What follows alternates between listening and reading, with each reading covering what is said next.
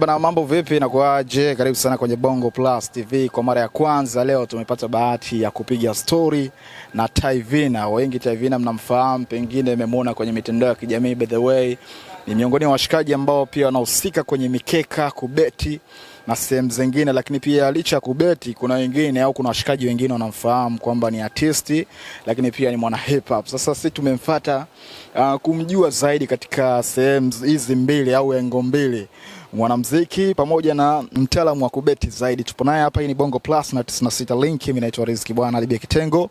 Nipo na my brother hapa anaitwa Tyvina. Inakuaje? Bwana, inakuwa fresh mzee wangu. Kama kaa kabisa.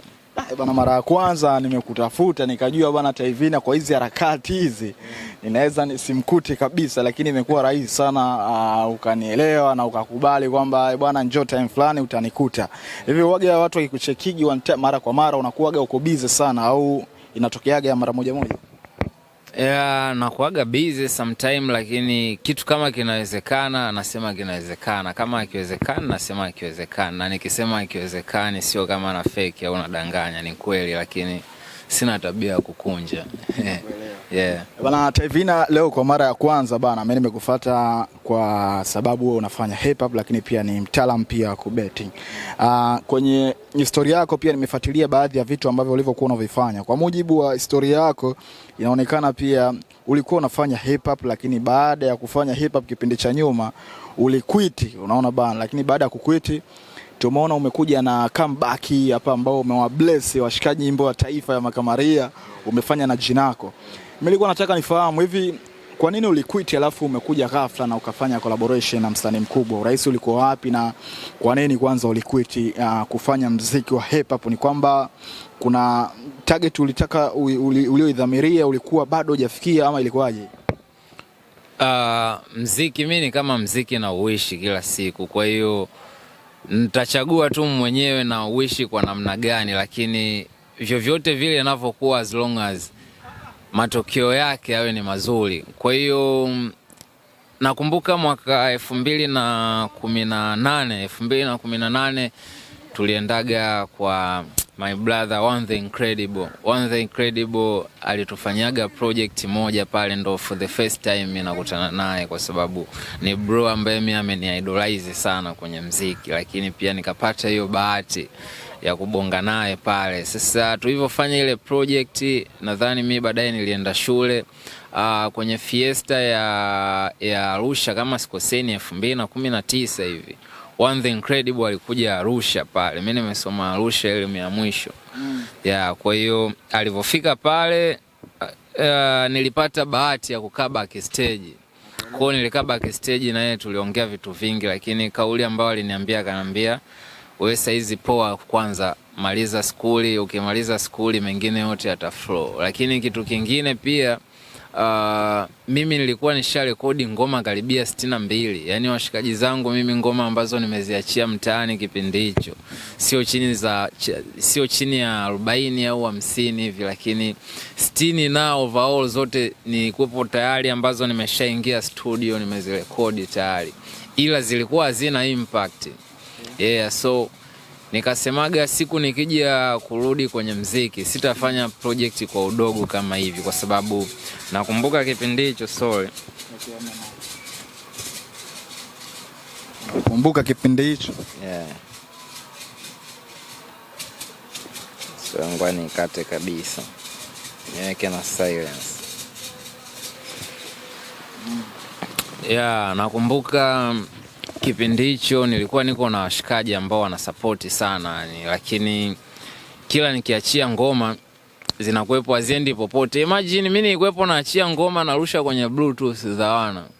Yaani asubuhi tumetoka kurekodi, jioni producer akatumixia, saa 2 usiku tumechukua ngoma, namrushia mwanangu kwenye bluetooth, anarushia wana, ndo ngoma imetoka hivyo. So unaisupply. Nilifanya muziki wa vile kwa muda mrefu sana. Mimi hata digital amenikutia wakati tayari nisha quit game, lakini nilifocus sana na kuproduce.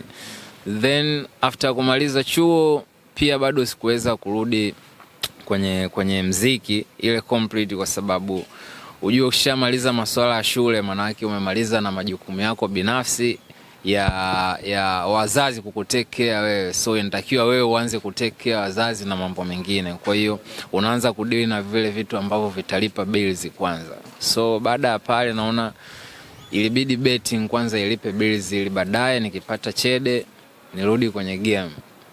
Bana, kwa mara ya kwanza pia nimekuelewa story yako ambao umesema before ulikutana watu baadhi ambao pia ulikuwa unawafahamu washikae One The Credible, lakini pia mimi nahisi pia hii ngoma ya G Warawara imekuwa ni moja kati ya ngoma ambao pia kuna baadhi ya watu ambao pengine walishia kuwachekigi, walikuwa respond yao ilikuwa labda maybe ni ndogo, au pengine baada ya ngoma kutoka response zilikuwaje kwa watu ambao pengine uliwatafuta kwa ajili ya kuomba collab, wakaona labda udogo wako ndio maana wakashindwa kurespond, lakini impact ya ngoma ya Jinako mapokezi ilikuwaje, na ni kitu gani ambacho likifikiria kufanya kwa washikaji ambao likausha kipindi ambacho labda unaomba collab na walikuwa na majina?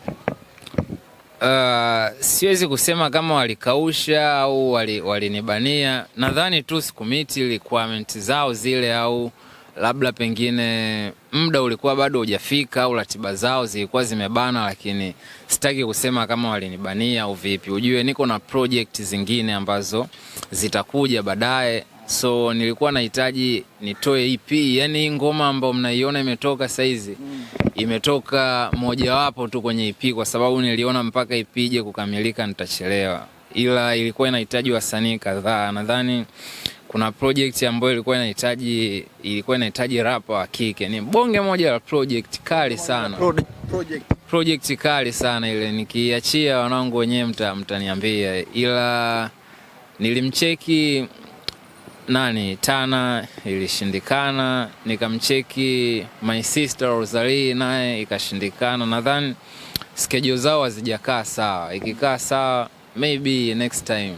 Watu tutegemee goma jingine la Anthem itakuwa special kwa Kamaria, au itakuwa hiyo ni pati ya maisha tu mengine tofauti na mchezo unaocheza? Au ndo tumebezi huko?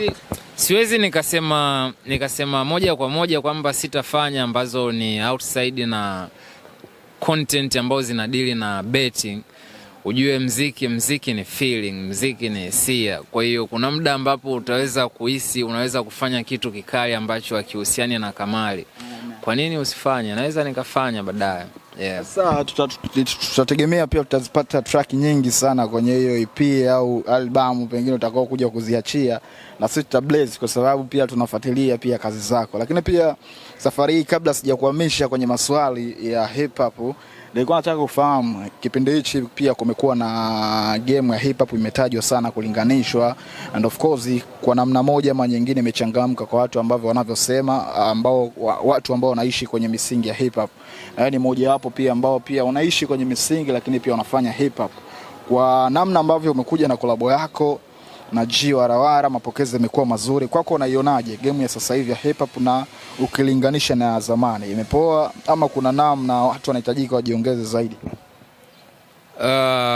Ujue bana, ukiongelea swala la hip hop kupoa au kutokupoa, sijajua watu wengine watanifikiria vipi, lakini zile mambo za kusema kwamba game ililala, game ya hip hop ililala na kuja kuiamsha, nadhani nakuaga ni mizuka tu ya kuachia project mpya. Lakini binafsi mimi naamini kwamba game ya hip hop haijawahi lala. Game ya hip hop haijawahi lala. Ni vile tu kwamba kuna kundi ambalo wewe umejiwekea kwamba hawa ndo unawafuatilia, lakini kama unafuatilia hip hop kwa ujumla, hip hop haijawahi lala. Watu wanaachia ma project kila siku. Ma project kila siku, ila sasa watu wamesha target kwamba watu wa kwenye mainstream. Asipotoa Max, asipotoa Lunya, hip hop imelala. Asipotoa sijui labda nani, wasanii ambao saizi wako kwenye peak. Kuna wasanii ambao kama hao niliowataja wako kwenye peak saizi. Kwa sasa hivi tutegemee labda ngoma gani ambayo inakuja na mtu mkubwa, kwa sababu tayari ushatuachia na G Warawara, alafu pia nahitaji pia kufahamu hapo G Warawara ilikuwa ni mtu wa namna gani the way ilivyopokea collab. Kwa hiyo sio kitu kidogo kumconvince mtu ambaye yuko kwenye mainstream, ambaye yuko kwenye A list kukubali kwa haraka kwa mtu ambaye bado hajawa mainstream na kufahamika sana kwa wapenzi wa hip hop. Ilichukua muda gani kumconvince mpaka G Warawara akakubali collab? Au kuna pay yoyote ambao umemlipa? Nadhani ukiwa uko talented alafu ukaongeza pia adabu na heshima, basi utahitaji hela ndogo sana kuspendi kwenye kukamilisha issue yako yoyote. Sijakuelewa hata hivi ninavyo. Umeniacha ndugu yangu. Ukiwa uko talented, ukao unaonyesha na heshima na adabu kwenye jambo lako lolote, ile itakukosti hela ndogo sana kufanikisha. Ndio ambacho kimetokea mimi kwa Jinako. Easy. Kwa ukiwa unamaanisha ulileta heshima. Yani before Jinako, mimi nilitambulishwa kwa Jinako na Old Pepper, producer Old Pepper ambaye ni producer wa Switch. Alivyonitambulisha pale, since pale mimi na Jinako tulikuwa tunakutana kwa Devi Makodi, kwa sababu kwa Devi Makodi mimi nilikuwa naenda kununua vifaa vya home studio pale, home studio kwangu pale. Yeah, kwa hiyo baada pale nadhani Jinako akawa tayari ananijua. Hivyo ikawa ni rahisi sana mimi naye tukikutana najua huyu ni fulani. Mwanzoni nikamuomba nifanyie sign ya home studio pale inaitwa 1 terabyte music. Nikampigia simu akaniambia fresh, tukaua, nikaondoka na ile jingo. Mara pili nikamsikilizisha hiyo beat ambayo ilikuwa tayari ipo. Nikamwambia bro, sikiliza hii project. Tena nakumbuka siku ile wakati namwambia kuhusu masuala ya ngoma, hatukukutana huku. Mimi nimemaki gari plate number ya gari yake. Yeah, so nilimkuta somewhere hapo, alikuwa anasubiri juisi. Mimi nikapaki pembeni, nikaenda kumchukulia juisi. Kaambia bro, tunapiga story hivi. Nikamwambia kuna project, ukiachilia ile ambayo tulikuwepo tumeshafanya, kuna project. Yeah. Kaambia project gani, leta nisikilize. Akaisikiliza, akaniambia poa, tutaua siku fulani. Siku ambayo tumekuja kuua ikabidi niue peke yangu, yeye ikashindikana kwa sababu alikuwepo amefiwa. Alifiwa na bibi yake. Kwao nikaona huwezi kumbembeleza mtu afanye project hata kama yupo na unaona mood iko chini kwa sababu yuko kwenye msiba. Ila vingine vyote haijanikosti hela nyingi sana. Yaani kama nilivyosema, ukiwa una talent na heshima itachukua hela ndogo sana mtu yeyote kukupa attention, kwa sababu attention sometimes haihitaji hela kwa mtu. Yaani hela sio kila kitu kwa mtu, kwa sababu Jinako, unajua tunamwongelea Jinako, mtu ambaye kafanya collab na wakina Diamond, kafanya collab na wasanii wakubwa sana A-list, na ni mtu ambaye sijajua watu wa namba, kama wako watu wa namba watuangalizie. Jinako inawezekana labda yeye na Chidi Benz ni watu ambao wanaongoza kwa collaboration nyingi sana. Ndio inavyotajwa pia. Yeah. Nadhani watu wa statistics watulie, watuambie vizuri. Hamna noma. Kwa hiyo unamaanisha bana G, ushikaji ulianza kitambo kabla ya collaboration? Ushikaji ulianza kitambo, before hata hii project. Yaani hii project imekuja kufanyika, mimi na G tushafanya kazi tayari. Kazi ya pale studio pale. Ngoma ambayo ikitoka pale kwenye ile studio yangu ina logo ya 1 terabyte music. Ile 1 terabyte music ameifanya Walawala. Hii kubwa sana. Asante kwa kutazama interview hii. Usisahau kusubscribe, like, comment na kushare.